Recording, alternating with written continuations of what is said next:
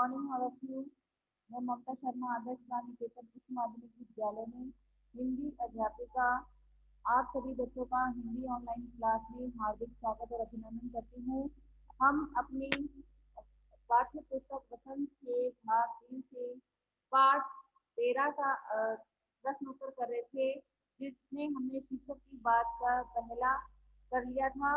आज हम इसके दूसरे प्रश्न का हल करते हैं। तो सभी स्टूडेंट अपनी बुक निकाल लीजिए ताकि आप महत्वपूर्ण प्रश्न उत्तरों को समझ सके। अपना दूसरा प्रश्न है, अपने मन से इस पाठ का कोई दूसरा शीर्षक समझाइए। अपने दिए गए शीर्षक के पक्ष में तर्क भी दीजिए। लेखक कह रहे हैं कि इस पाठ का अगर हम कोई दूसरा शीर्षक दे तो क्या दे सकते हैं, और उस शीर्षक को के पक्ष में हमें तर्क भी देने हैं। तो इस पाठ का दूसरा शीर्षक हमारे हिसाब से जागरूक महिलाएं हो सकता है, जो कि क्योंकि महिलाओं ने पुरुष प्रधान समाज को दास और अत्याचार के खिलाफ अपने आप को खड़ा किया था, क्योंकि जो हमारा समाज है वो पुरुष प्रधान है। और पुत्तुकोटे की महिलाओं ने, तमिलनाडु की महिलाओं ने अपने जो पुरुष समाज है उसको दास और अत्याचार के खिलाफ अपने आप को खड़ा किया था। अब उन्हें दूसरों पर आश्रित नहीं रहना पड़ता था और वे अपने काम खुद कर सकती थी। अतः जागृत महिलाएं इस पाठ का उचित शीर्षक हो सकता है। फिर समझने की बात है, उसमें पहला प्रश्न है, लोगों के लिए यह समझना बड़ा कठिन है कि ग्रामीण औरतों के लिए कितनी बड़ी चीज है। उनके लिए तो यह हवाई जहाज उड़ाने जैसी बड़ी उपलब्धि है। साइकिल चलाना ग्रामीण महिलाओं के लिए इतना महत्वपूर्ण क्यों है? अब ये है, चर्चा कीजिए। तो साइकिल चलाना ग्रामीण महिलाओं के लिए इतना महत्वपूर्ण इसलिए है क्योंकि साइकिल ने उन्हें स्वतंत्रता दी है। वह आज़ादी का अनुभव कर सकती थी। पहले के समय में क्या थी, महिलाएं थी वो घरेलू काम काज रूपी बेड़ियों में जकड़ी हुई थी। साइकिल ने उन्हें आत्मविश्वास प्रदान किया और जिससे वे अकेले कहीं भी और किसी भी समय जा सकती थी। अपने काम है वो खुद कर सकती थी। इससे क्या हुआ कि उनकी आय में भी वृद्धि हुई और अब वे अपने काम को जल्दी भी पूरा कर सकती थी और जल्दी पूरा करके वह आराम भी कर सकती थी। अतः और दूसरों के लिए भी समय निकाल सकती थी। इसलिए साइकिल चलाना ग्रामीण महिलाओं के लिए लाभदायक है। फिर है, पुट्टुकोट्टई पहुंचने से पहले मैंने इस विनम्र सवारी के बारे में इस तरह सोचा ही नहीं था। साइकिल को विनम्र सवारी क्यों कहा गया है? साइकिल को विनम्र सवारी इसलिए कहा गया है क्योंकि साइकिल एक सस्ता साधन है। इसके जो पांच है जो महत्वपूर्ण बिंदु बनते हैं कि पुटुकोट्टई से पहुंचने में पहले मैंने इस विनम्र सवारी के बारे में सोचा था। इस साइकिल को विनम्र सवारी क्यों कहा गया है? साइकिल को विनम्र सवारी इसलिए कहा गया है क्योंकि साइकिल एक सस्ता साधन है, इसमें ज्यादा पैसे खर्च नहीं होते हैं। दूसरा, साइकिल में है वो पेट्रोल नहीं लगता है। साइकिल में पेट्रोल नहीं लगता है और साइकिल चलाने से हमारी कसरत भी हो जाती है, यानी हमारा शारीरिक व्यायाम भी हो जाता है और हमारी जो एनर्जी है वह भी बनी रहती है। और साइकिल से कोई शोर शराबे भी नहीं होता, यानी साइकिल को हम चलाते हैं तो उससे कोई शोर शराबा नहीं होता, यानी ध्वनि प्रदूषण भी नहीं फैलता है, क्योंकि मोटर गाड़ी स्कूटर इन सब को चलाने से ध्वनि प्रदूषण होता है और वायु प्रदूषण भी होता है। लेकिन साइकिल से ना तो वायु प्रदूषण होता है ना ध्वनि प्रदूषण होता है। और साइकिल से दुर्घटनाएं भी कम होती है। आपने भी स्टूडेंट्स देखा होगा कि साइकिल से कभी आपने सुना कि साइकिल से किन्हें किसी का एक्सीडेंट हो गया हो? साइकिल से नहीं होता। साइकिल से जो दुर्घटनाएं हैं वह भी कम होती है, क्योंकि साइकिल है वह अपने हिसाब से एक तरफ चलाते रहते हैं, कोई उन्हें टक्कर नहीं, साइकिल साइकिल आपस में टक्कर नहीं मारती। जबकि वाहन होते हैं वो एक दूसरे को अक्सर टक्कर मार देते हैं। साइकिल है वो विनम्रता की भांति सिर नीचे करके चुपचाप पेडल की नोक पर चलती रहती है। इसीलिए साइकिल को विनम्र सवारी कहा गया है। जिस प्रकार एक विनम्र व्यक्ति होता है वह दूसरे की बातों को सहजता से लेते हुए नम्रता पूर्वक उत्तर देता है। इसी तरह साइकिल भी अपने पेडल की नोक पर चलती है और किसके भांति ये एकदम विनम्र होकर चलती रहती है। तो अकल्पना में से आगे का प्रश्न देखिए, अगर दुनिया के सभी पहिए हड़ताल कर दे तो क्या होगा? तो उत्तर है कि अगर दुनिया का के सभी जो पहिए हैं हड़ताल कर दे तो सारा आवागमन यानी अपने जो आना जाना है वह रुक जाएगा। जैसा कि अभी आपने लॉकडाउन में देखा था कि जो हमारी सारी व्यवस्थाएं थी वो ठप हो गई थी, जो जहाँ थे वह वहीं के होकर रह गए, तो हमारा आना जाना है वो बाधित हो गया था। इसीलिए लेखक कह रहे हैं कि अगर दुनिया के सभी पहिए हड़ताल कर दे तो क्या होगा? अगर दुनिया के सभी पहिए हैं वो हड़ताल कर दे तो हमारा आवागमन है यानी जो आने जाने का जो हमारा अ, आने जाने का जो साधन है वह खत्म हो जाएगा और आना जाना है वह रुक जाएगा। तो स्टूडेंट, हमने अपने जो 13 चैप्टर है 13वां चैप्टर था उसका प्रश्न उत्तर का उसके पाठ का अध्ययन कर लिया है। अगर आपको कोई भी बात इससे रिलेटेड पाठ से रिलेटेड या प्रश्न उत्तर से समझ में नहीं आई है तो आप मुझसे पूछ सकते हैं। अब हम अपना अगला चैप्टर शुरू करते हैं जिसका नाम है अकबरी लोटा और जिसके लेखक हैं अन्नपूर्णानंद वर्मा। तो स्टूडेंट सभी आप अपनी बुक निकाल लीजिए। हम अपने पाठ 14 का अध्ययन करते हैं जिसका नाम है अकबरी लोटा। अकबरी लोटा पेज नंबर है इसके 80। शुरू करते हैं। लाला झाऊलाल को खाने पीने की कमी नहीं थी। काशी के ठटेरी बाजार में मकान था। नीचे की दुकानों में 100 रुपए मासिक के करीब किराया उतर आता था। अच्छा खाते थे, अच्छा पहनते थे, पर 250 रुपए तो एक साथ खाना आंख सेकने के लिए भी नहीं मिलते थे। लाला झाऊलाल थे, उनको खाने पीने की कोई कमी नहीं थी। काशी के जो ठटेरी बाजार था में उनका मकान था। स्टूडेंट, आप इसको अंडरलाइन कर लीजिए कि लाला झाऊलाल का मकान कहाँ था। यहाँ से अंडरलाइन करेंगे, काशी के ठटेरी बाजार में उनका मकान था। काशी के ठटेरी बाजार में मकान था और नीचे की दुकानों में से 100 रुपए मालिक के करीब किराया उतर आता था। जो नीचे की दुकान थी उनसे उनको कितना मासिक किराया मिलता था? 100 रुपए के करीब। इसको भी अंडरलाइन करेंगे आप। देवांशी, पहले तो इसको करना है कि लाला झाऊलाल का मकान कहाँ था? तो काशी में ठटेरी बाजार में उनका मकान था और नीचे की दुकानों से उनको कितना किराया मिलता था? तो नीचे की दुकानों से 100 रुपए मासिक के करीब में किराया मिलता था।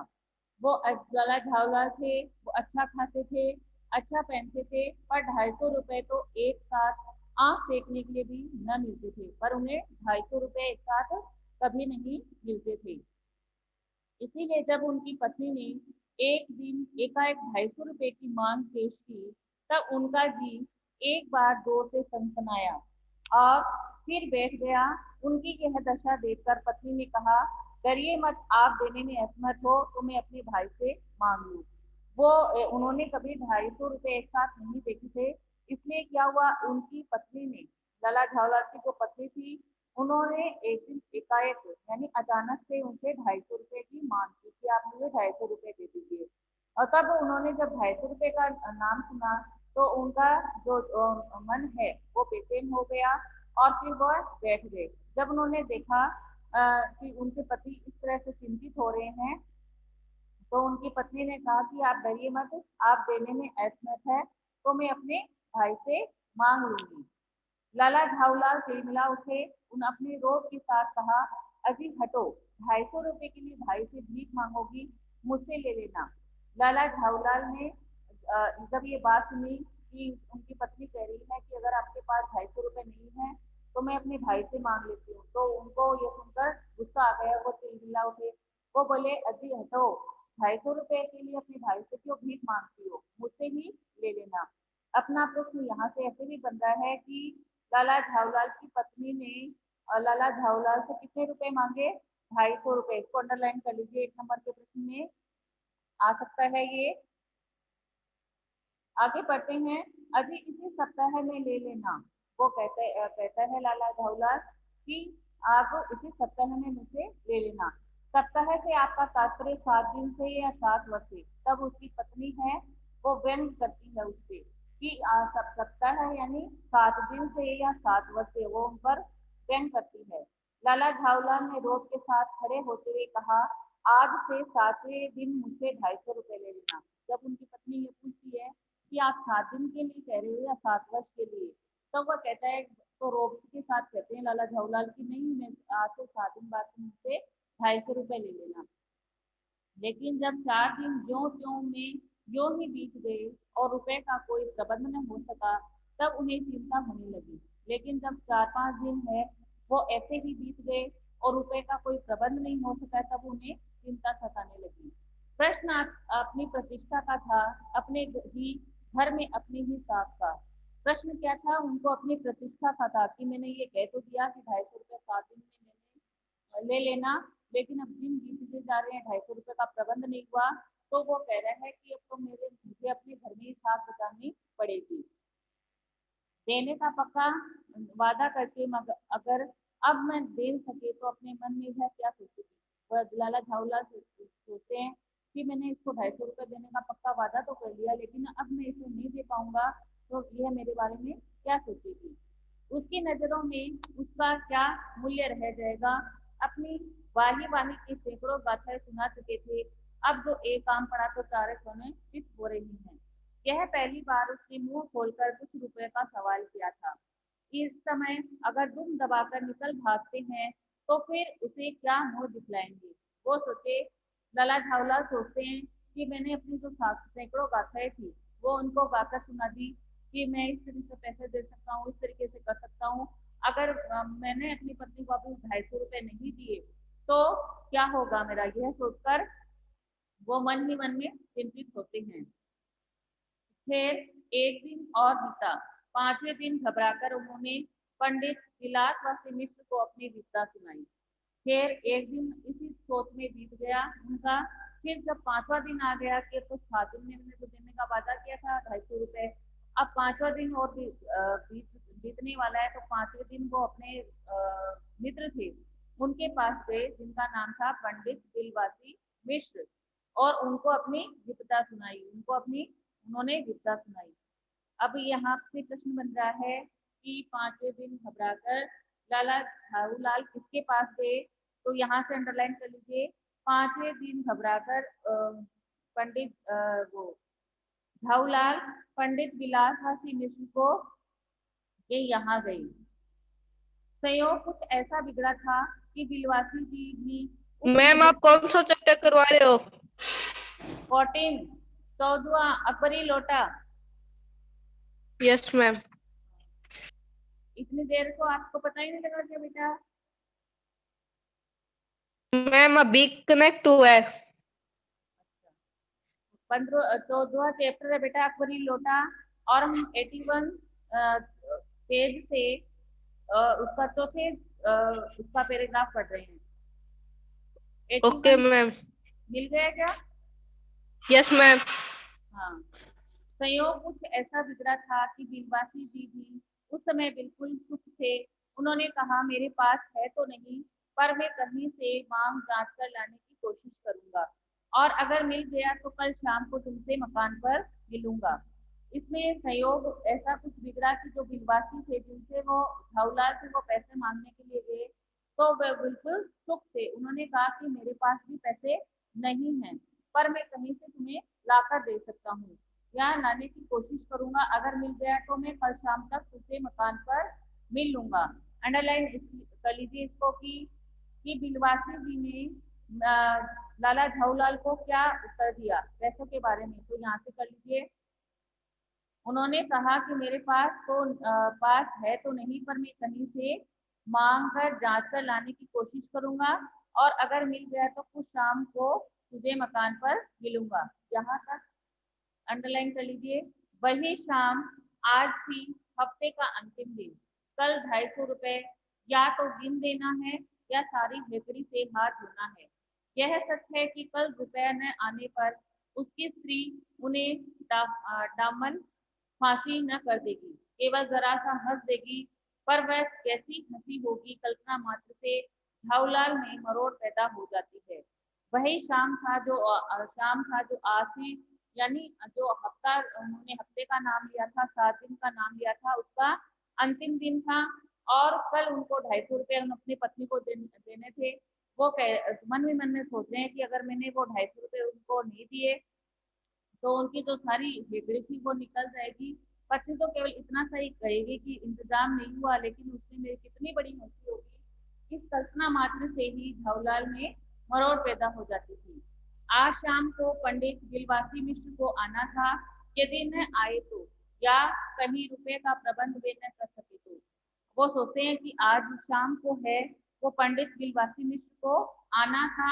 यदि वही नहीं आए तो, कहीं से रुपए का प्रबंध नहीं कर पाए तो क्या होगा, ऐसा सोच सोच कर वो घबरा जाते हैं।